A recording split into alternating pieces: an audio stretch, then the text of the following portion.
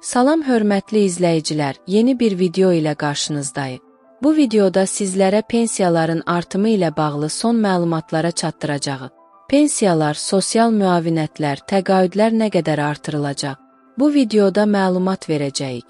İlk olaraq videoya keçməzdən öncə bu videonu mütləq bəyənin ki, video daha çox insana çatsın. Eyni zamanda kanalımıza mütləq abunə olun ki, biz növbəti dəfə video paylaşan zaman sizə dərhal bildiriş gəlsin. Xəbər az xəbər verir ki. Bəli, hörmətli izləyicilər, artıq mart ayının demək olar ki, sonuna çatmışıq və Milli Məclisdən pensiyaların, təqaüdlərin artırılması ilə bağlı prezidentə təkliflər olunacaq və bu təkliflər növbəti həftə prezidentə təqdim olunacaq. Təqdim olunandan sonra isə prezidentin sərəncamı əsasında sosial müavinətlər və təqaüdlərdə artım qeydə alınacaq və bu ictimaiyyətə açıqlanacaq. Qeyd edim ki, hörmətli izləyicilər, bugünkü videomuz 220 manat yaşa görə verilən pensiyanın, yəni müavinətin artımı ilə bağlıdır. Bu müavinət 30 manat miqdarında artırılacaq. Yəni təklif olunan artım miqdarı 30 manatdır və 220 manat yaşa görə verilən müavinətin 30 manat miqdarında artırılması və 250 manata çatdırılması qeyd olunub, hörmətli izləyicilər. Hətta mart ayında müavinətlərini alan vətəndaşlar müraciət ünvanlayıblar ki, bəs artımlar barəsində məlumat verilirdi, artım olmadı.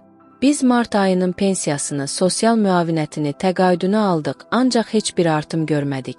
Qeyd edim ki, hörmətli izləyicilər, artımlar mart ayının sonuna olunacaq və aprel ayında siz artımınızı ala biləcəksiniz. Aprel ayında təqaüdləri, sosial müavinətləri, pensiyaları alan zaman artımları da ala biləcəksiniz.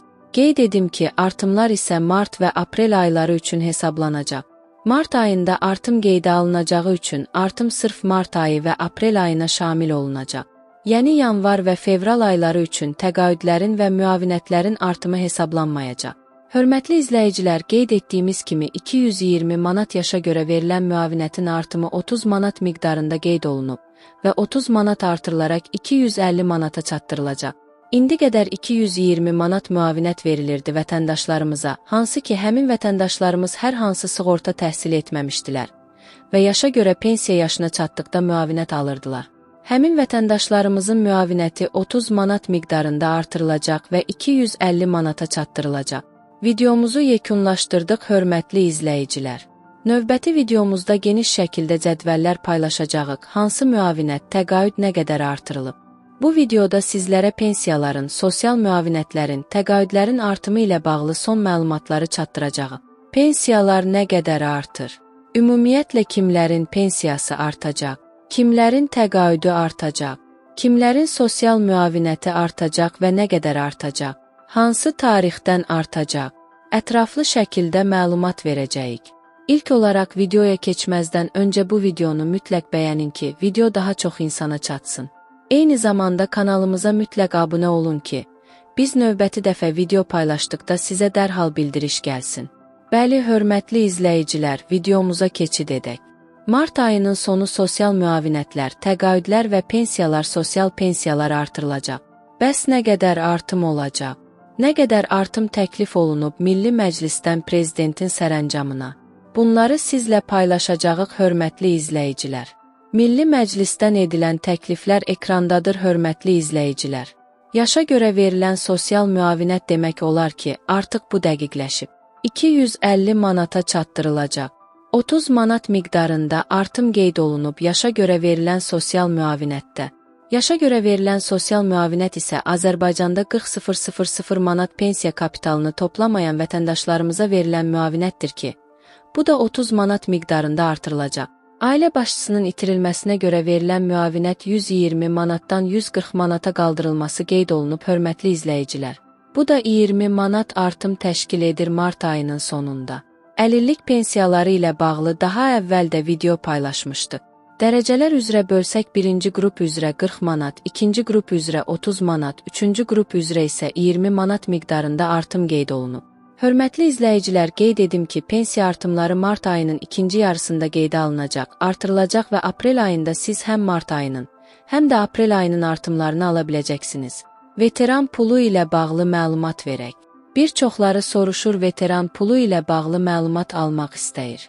Qeyd edim ki, veteran pulu ilə bağlı təklif olunan rəqəm 150 manata çatdırılmasıdır. Bilirsiniz ki, veteranlara 80 manat təqaüd verilir. Kommunal ehtiyaclarının qarşılanması üçün bu məqsədlə verilir və bu təqaüdün də 80 manatdan 150 manata çatdırılması gözlənilir ki, 70 manat artım qeyd olunub. Tələbələrin təqaüdləri, tələbələrin də təqaüdləri artırılacaq hörmətli izləyicilər. Artım rəqəmi isə tam dəqiq deyil, faizlə qeyd olunub. Tələbələrin təqaüdlərində bütün təqaüdlərdə 10% miqdarında artım qeyd olunub. Tələbələrin təqaüdləri 10% miqdarında artırılacaq. Hörmətli izləyicilər, bundan əlavə sosial pensiyalarda da artım olunacaq. Müxtəlif məbləğlərdə sosial pensiya alan vətəndaşlarımız var ki, 110 manat miqdarında, 150 manat miqdarında, 180 manat miqdarında, 220 manat miqdarında sosial pensiya alan vətəndaşlarımız var ki, onların da pensiyası 20-30 manat civarında artırılacaq. Və artım dediyim kimi mart ayının sonu qeydə alınacaq və siz mart ayının, həm də aprel ayının artımını, aprel ayının pensiyaları, təqaüdləri, sosial yardımları verilən zaman ala biləcəksiniz. Hörmətli izləyicilər, növbəti dəfə video paylaşacağıq. Təqaüdlərin artımı ilə bağlı dəqiq rəqəmləri paylaşacağıq sizin üçün. Yeni bir cədvəl videomuz var. Hansı pensiya, təqaüd, sosial müavinət nə qədər artırılacaq? Dəqiq rəqəmləri sizlərə növbəti videoda təqdim edəcəyik. Odur ki, həmin videonu qaçırmamaq üçün mütləq şəkildə bu videonu bəyənin ki, video daha çox insana çatsın. Eyni zamanda kanalımıza mütləq abunə olun ki, biz həmin videonu paylaşdığımız zaman sizlərə dərhal bildiriş gəlsin. Növbəti. Son dövrlər bizə edilən müraciətlərin içərisində gələn ay hansı artımların olması ilə bağlı xeyli çox suallar var. Nəzərə alsaq ki, yanvar-fevral aylarında həm minimum əmək haqqında, həm minimum pensiyada artımlar reallaşdı, əmək pensiyaları indeksləşdirildi.